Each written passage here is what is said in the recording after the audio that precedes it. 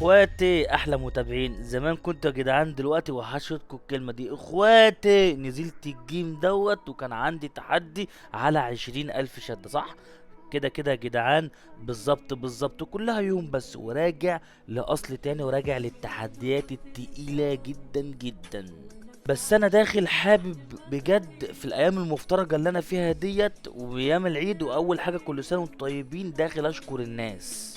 من لا يشكر الناس لا يشكر الله. دلوقتي يا جدعان، اول حاجة شكرا على 120 الف متابع. بفضل ربنا وثم بدعمكم ليا انا وصلت 120 الف متابع. بجد بجد شكرا على كل راجل جدع متابعني. بجد بجد شكرا على كل واحد محترم عامل لي لايك. شكرا بجد على كل واحد قال لي كلمة حلوة. بجد يا جدعان، والله العظيم والله العظيم انا بحب الناس كلها، وكل سنة وانتم طيبين. اقسم بالله، وانا بجد بجد من ساعه ما دخلت المجال والسوشيال ميديا، حسيت ان انا بجد بالكلمه الحلوه، الكلمه الحلوه، حاسس ان انا ليا قيمه بيكو.